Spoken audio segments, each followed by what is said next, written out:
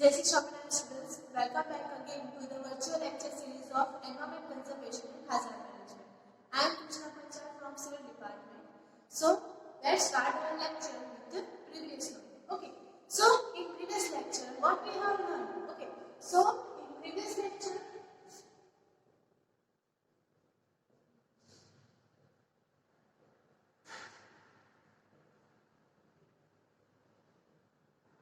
we have studied different types of horizontal axis wind turbine, right?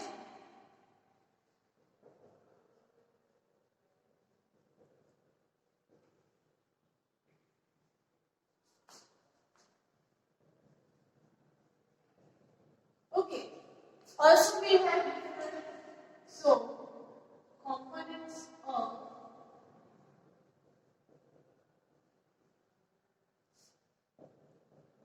HWT or the any other wind turbine. बराबर. So, क्या क्या different components हैं के अंदर include होता है बच्चों. And what are the different types of HWT? ये पण आपने जोड़ो. Okay. So, अभी आज के lecture में आपने include करेंगे the different aerodynamics control of small and large size wind turbine, right?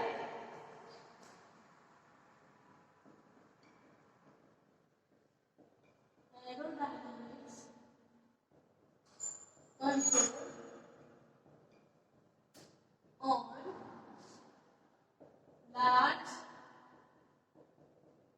and small size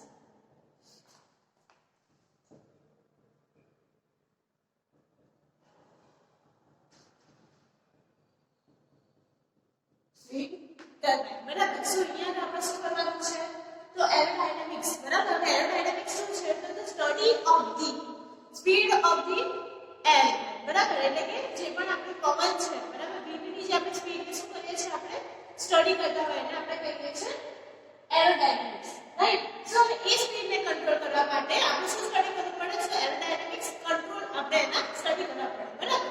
because આપણી જે પવન ચક્કી છે, બરાબર, એની હાઈટ આપણે વધારે રાખી છે, પ્લસ એની અંદર શું છે મેઇન તો કે એનામાં એવા ફીચર્સ છે કે એનામાં ડિફરન્ટ કન્ડિશનમાં આપણે એને કંટ્રોલ કરવા પડે, બરાબર. સો સ્મોલ અને લાર્જ ટર્બાઇન્સ છે એના કંટ્રોલ્સ આપણે કેવા આવે?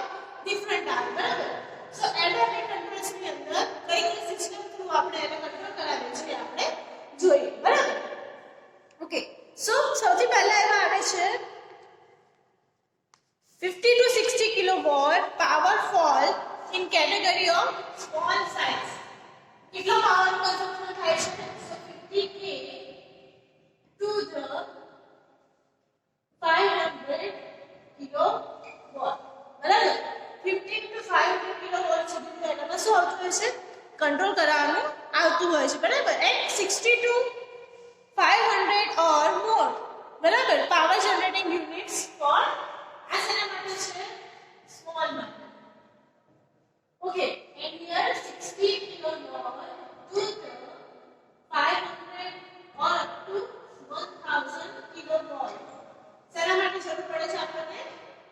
લાર્જ ટર્બાઇન્સ માટે, બરાબર. So required capacity for the electricity આપણે જે એને પ્રોવાઈડ કરવાનું છે, બરાબર, જેટલું પણ આપણે એને સફિશિયન્ટ આપણે પ્રોવાઈડ કરીએ છીએ એની સાઈઝ આપણને આટલી મળે છે. ઓકે, એ પછી આપણે જોઈએ એરોડાયનેમિક્સ ડિઝાઇન ઓફ ટર્બાઇન બ્લેડ.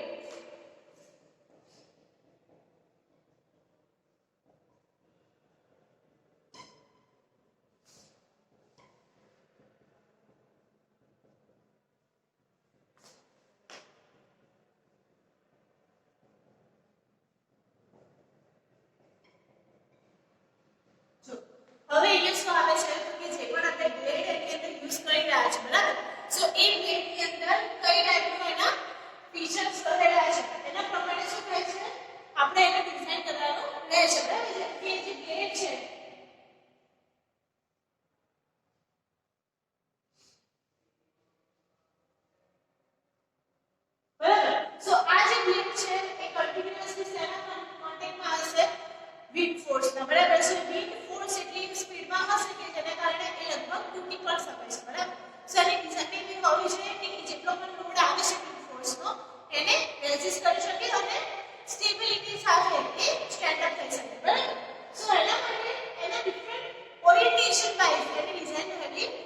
જોઈએ છે કે એનું પહેલું કંટ્રોલ ક્યાં હોવો જોઈએ તો કે સર્ક્યુલેશનમાં, બરાબર.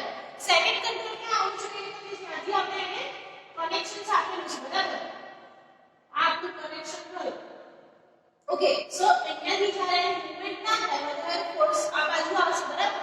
તો આટલા પર શું કરશે, પવન ચક્કીને નીચે પાડવાનો ટ્રાય કરે છે. વિન્ડ ટર્બાઇન આપણે શું થઈ શકે છે, ફોલ થઈ શકે છે, બરાબર. સો એ ના થાય એના માટે આપણે શું કરવું પડે, એને એ ડાયરેક્શનમાં પણ રેઝિસ્ટિવિટી આપવી પડે છે, બરાબર. સો આપણે એવી રીતના કન્ટિન્યુઅસ સેવા પ્રોવાઈડ કરવા જોઈએ કે સ્ટેબિલિટી સાથે ઊભું રહી શકે, right. Okay, always designed to produce maximum power against wind energy, બરાબર. કે જે મેક્સિમમ પાવર આપણને મળે એવી ટાઈપની ડિઝાઇન હોવી જોઈએ, બરાબર. સો હવે આગળ આપણે જોઈએ, સો to overcome their difficulty, બરાબર. sometimes stresses એની અંદર ડેવલપ થતા હોય, બરાબર. તો એક સ્ટ્રેસીસને આપણે ઓવરકમ કરવા માટે એની ડિઝાઇનમાં એવા ફીચર્સ મૂકવા જોઈએ કે એવા મટીરીયલ્સનો યુઝ કરવો જોઈએ જે હાયર બ્રેકિંગ સ્ટ્રેન્થ આપતું હોય, બરાબર. જેમ કે જેની સ્ટ્રેન્થ વધારે હોય છે એવા મટીરીયલ્સનો જ આપણે એની અંદર યુઝ કરીએ છીએ. Okay, okay. એ સાથે the wind turbine blades of larger size are designed to operate different conditions, right? તો કે ટાઈપ કન્ડિશન્સ એમાં ઓપરેટ કરી શકીએ છીએ આપણે. so generation of the power and the drag forces, drag force ને શું કરી શકે, રેઝિસ્ટ કરી શકે. drag force that is push up power, બરાબર. પાછળની ડાયરેક્શનમાંથી આપણે પવન વિન્ડ છે, બરાબર, એની પર ફોર્સ આવે છે તો એને શું થઈ ગયું, ડ્રેગ ફોર્સ મળે છે એના પાંખિયાને મૂવમેન્ટ કરવા માટે, બરાબર. સો એ ડ્રેગ ફોર્સને આપણે શું કરવું જોઈએ, ઓવરકમ કરવું જોઈએ. ઓકે, નેક્સ્ટ આપણે જોઈએ control system of small and large size wind turbine. Control system of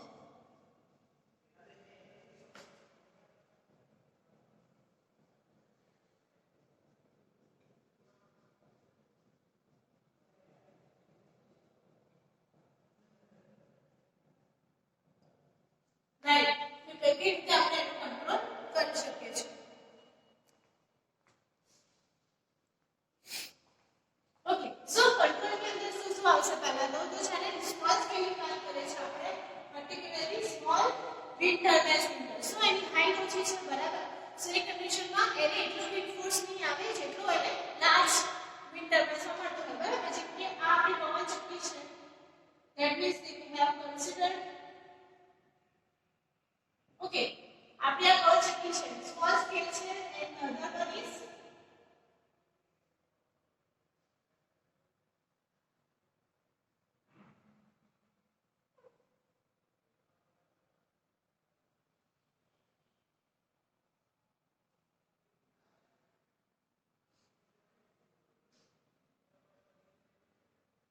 બરાબર. સો બંને પવન ચક્કીમાં ડિફરન્સ એનો હશે તો હાઈટનો હશે. તો તમને ખ્યાલ હોય કે જેમ જેમ આપણે સપાટીથી ઉપર જઈએ, બરાબર, એમ એમ વિન્ડ સ્પીડ કે થાય છે, ઇન્ક્રીઝ થાય છે. ધેટ મીન્સ આપણે ડાયરેક્ટ વિન્ડ સ્પીડનો કેવો મળે, ઉપર જતા વધારે મળે. ધેટ મીન્સ આવો હોય અને નીચે જતા ઓછો હોય, બરાબર. જમીનને અડીને તમે ઉભા હો એટલે તમને ફોર્સ લાગે છે કે તમે 10માં કે 12માં માળે ઉભા હોય ત્યારે, બરાબર. સો એ કેવી છે, બેઝિક વસ્તુ છે, બરાબર, જે તમને ખ્યાલ હોવો જોઈએ. સો વિન્ડ ફોર્સ ડાયગ્રામની આપણે વાત કરીએ તો ઉપર મેક્સિમમ સ્પીડ મળે છે અને આપણને લોએસ્ટમાં આપણને ઓછી સ્પીડ મળે છે. સો એ આપણે અહીંયા કરીએ, બરાબર, તો આ ઝોન કેવો હશે, ઓછી સ્પીડ વાળો ઝોન હશે, જ્યારે અહીંયા આગળ આપણને હાઈ સ્પીડ ઝોન મળે છે, બરાબર. સો એને કારણે આપણું એક તો કંટ્રોલ સિસ્ટમ પણ વધારે હેવી હોવી જોઈએ, પ્લસ એની સિસ્ટમને પ્રોપરલી શું રેઝિસ્ટ કરી શકે એ ટાઈપની કન્ડિશન્સ હોવી જોઈએ. Okay, so provided with mechanical braking system. જ્યારે તમે સ્મોલ સ્કેલની વાત કરો છો, બરાબર, સો મિકેનિકલ બ્રેકિંગ સિસ્ટમ આપી શકીએ, બરાબર. Small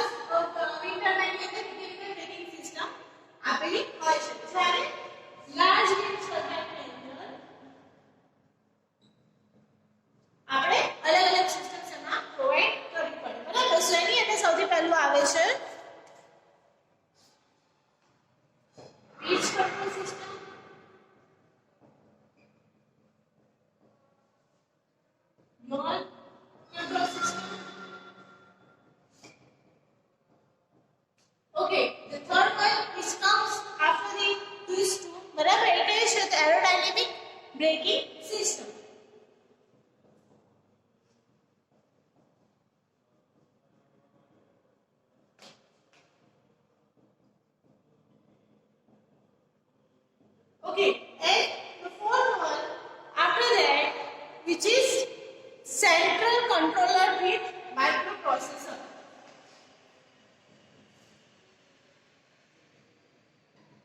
central control with micro processor.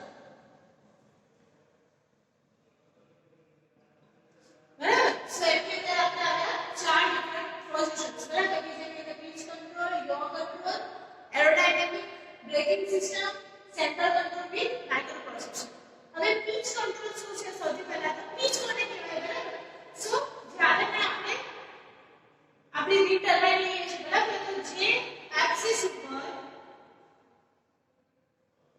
બરાબર આપણી જે પવન ચક્કી છે શું થતી હોય? રોટેટ થાય છે, રાઈટ? કયા એક્સિસ પર રોટેટ થાય છે? હોરિઝોન્ટલ એક્સિસ પર રોટેટ થાય છે. ઓકે, સો આને આપણે કહીશું પિચ. બરાબર. સો એ રોટેશન્સ ને શું કરવા માટે, રેઝિસ્ટ કરવા માટે આપણે શું કઈ કંટ્રોલ સિસ્ટમ આપવી પડે? Pitch control system. એટલે કે એની વર્ટિકલ મૂવમેન્ટ ને શું કરે છે? રેઝિસ્ટ કરે છે. બરાબર. કેમ કે વર્ટિકલ મૂવમેન્ટ સાથે ઊભી લાઈનમાં જે મૂવમેન્ટ આવે છે પિચ ને રિલેટેડ, બરાબર, હોરિઝોન્ટલ જે પોર્શન છે એને રિલેટેડ શું આવે છે? મૂવમેન્ટ એને કંટ્રોલ કરવા માટે યુઝ થાય છે. હવે આવ્યું યોન કંટ્રોલ સિસ્ટમ. બરાબર. તો એ આની એક્સિસ પર જાય છે. બરાબર. સો અહીંયા જે મૂવમેન્ટ થતી હોય, ઓકે, પવનની ગતિના કારણે શું થશે? આપણી મૂવમેન્ટ આમથી આમ થતી હોય, બરાબર, એ ના થાય એના માટે આપણે કઈ સિસ્ટમ આપવી પડે? યો કંટ્રોલ સિસ્ટમ.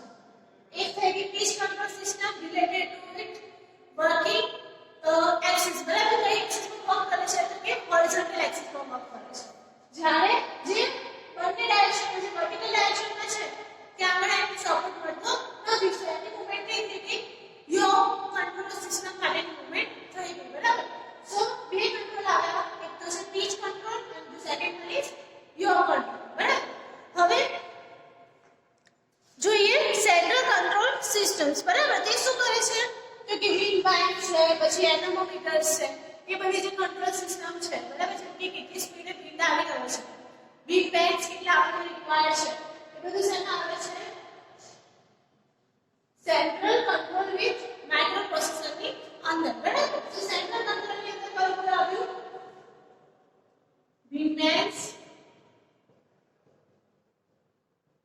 બરાબર, એનેમોમીટર,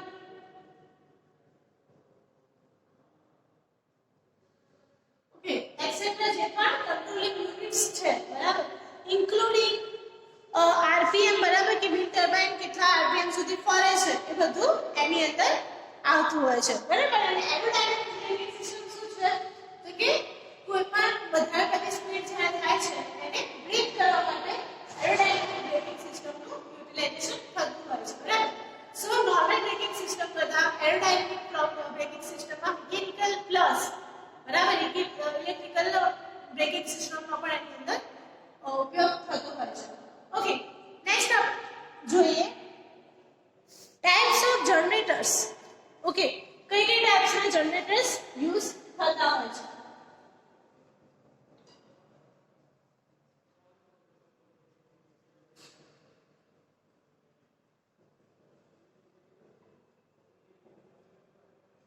Okay, generator, that means which generates electricity and converts our wind energy to the electric energy. બરાબર છે ને? કન્વર્ટ કરે છે. એના માટે આપણે ડિફરન્ટ ટાઇપ્સ ઓફ જનરેટર્સ ની યુઝ કરતા હોય છે. ઓકે, સો એમાં આવે છે વેરિએબલ સ્પીડ ફ્રીક્વન્સી સિસ્ટમ અને constant speed frequency system. Variable speed frequency system and second one is constant. બરાબર. બે ટાઈપના વેરિએબલ સ્પીડ ફ્રીક્વન્સી સિસ્ટમ અને કોન્સ્ટન્ટ સ્પીડ ફ્રીક્વન્સી સિસ્ટમ. જેની અંદર વેરિએબલ સ્પીડ એટલે કે તમે જે કાઢો છો, બરાબર, જ્યાં પર તમે વિન્ડ મિલને એસ્ટાબ્લિશ કરી છે, બરાબર, સો ત્યાં પર શું હશે? મેક્સિમમ અમાઉન્ટ ઓફ સ્પીડ આવતી હોય ડ્યુરિંગ ધ ડે ટાઈમ. બરાબર. પછી ધીમે ધીમે એની સ્પીડ લો થઈ જાય છે. અગેન એ સ્પીડ શું થાય છે? રાઇઝ થાય છે. ધેટ મીન્સ એમાં ઘણું બધું વેરિએશન આવતું હોય છે. બરાબર. સેકન્ડ કન્ડિશનમાં આપણે એવા યુઝ કરીએ છીએ ફ્લક્ચ્યુએટ હોય બરાબર વધારે થતું હોય ત્યારે વધારે એનર્જી એબ્સોર્બ કરે ઓછી થતી હોય ત્યારે ઓછી એનર્જીને કન્વર્ટ કરે એવી type okay after that constant speed બરાબર તો કે જો કોન્સ્ટન્ટ સ્પીડ નું જ્યારે આપણને વિન્ડ સ્પીડ મળતી હોય બરાબર એટલે કે 50 ની સ્પીડ પર આવતું હોય તો કન્ટિન્યુઅસલી 50 60 45 એવી સ્પીડ આપણને મળતી હોય બહુ વધારે હાઈ ફ્લક્ચ્યુએશન થતા ના હોય એ કન્ડિશનમાં આપણે constant speed frequency system through એનું કન્સ્ટ્રક્શન કરતા હોય છે બરાબર સો એની અંદર ડિફરન્ટ પાર્ટ્સ કે ટાઇપ્સ કયા હોય છે એક તો છે ડીસી જનરેટર્સ પરમનન્ટ મેગ્નેટોઇલેક્ટ્રિક્સ બરાબર એટલે કે એરોમેગ્નેટિક્સ ઓકે અને ઇન્ડક્શન જનરેટર્સ ત્રણ વસ્તુ આવે છે તો ડીસી જનરેટર બરાબર મેગ્નેટિક અલ્ટરનેટર્સ અને જે લાસ્ટ આવે છે ઇન્ડક્શન જનરેટર્સ બરાબર આ થઈ ગયું તમારું આજનું lecture related to different types of aerodynamics controls in the large and small wind turbines also control system of small and large wind turbines બરાબર તે કયા એના components આવે છે એ સાથે types of generators કે કયા types of generators એની અંદર યુઝ થતા હોય છે now let's see applications of windmill and wind power applications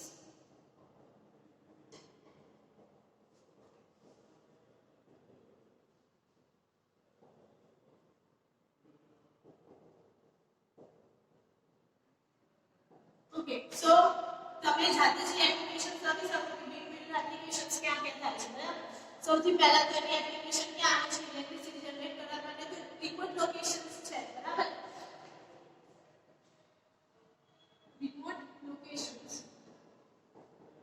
કે જ્યાં પર અંતરિયાળ વિસ્તાર બરાબર રિમોટ લોકેશન ધેટ મીન્સ અંતરિયાળ વિસ્તાર કે જ્યાં પર ઈઝીલી તમે બહારથી ઇલેક્ટ્રિસિટીને ટ્રાન્સફર કરો છો તો ત્યાં આગળ બહુ જ ખર્ચો થઈ જાય છે બરાબર એટલે ત્યાં નજીકમાં તમે કોઈ થર્મલ પાવર પ્લાન્ટને કરી શકતા નથી એસ્ટાબ્લિશ બરાબર સો એ કન્ડિશનમાં રિમોટ લોકેશન્સમાં ઇલેક્ટ્રિસિટી પ્રોવાઇડ કરવા માટે વિન્ડમિલને યુઝ થતું હોય છે ઓકે એ સિવાય તમે જોવા જાઓ તો કે ફ્લોર ફેક્ટરીઝ છે એમાં ગ્રાઇન્ડિંગ માટે પછી પમ્પિંગ ઓફ ઇરિગેશન સ્કીમ્સ બરાબર એ સિવાય વોટર ચેનલ્સ માટે એટલે કે કેનાલના ઇરિગેશન સિસ્ટમ માટે ઓકે એ સિવાય તમે જોવા જાઓ તો રનિંગ ફ્લોર મિલ્સની વાત કરીએ છીએ આપણે એનર્જી સ્ટેન્ડ કરવા માટે મશીનર્સ એન્ડ ઇક્વિપમેન્ટ્સ બરાબર પ્રોપરલી તમે યુઝ કરી શકો એના માટે એ સિવાય running machinery for cottage industries બરાબર કે જ્યાં આગળ કોટન રિલેટેડનું કન્સ્ટ્રક્શન થતું હોય બરાબર તો ત્યાં આગળ પણ આપણે windmill યુઝ કરી શકીએ છીએ સો there are number of applications of the windmill and the wind power તમે તમારી રીતે એમાં એડ કરી શકો છો સો આજના લેક્ચરમાં આપણે આટલું જ આપીએ છીએ નેક્સ્ટ લેક્ચરમાં આપણે જોઈશું criteria for the selection of setting to wind turbine and also wind farm બરાબર સો ત્યાં સુધી આજના લેક્ચરમાં આપણે કવર અપ કરીએ that means aerodynamics control okay કે જેની અંદર સ્મોલ સ્પીડ 50 થી 500 બરાબર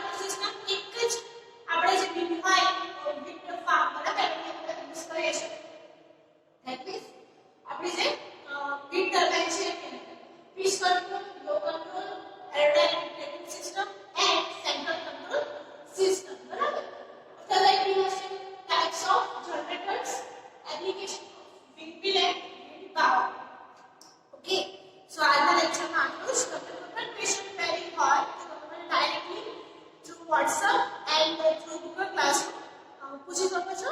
ત્યાં સુધી આઈ એમ કૃષ્ણા પંચાલ સાઇનિંગ ઓફ. જય શ્રી કૃષ્ણ.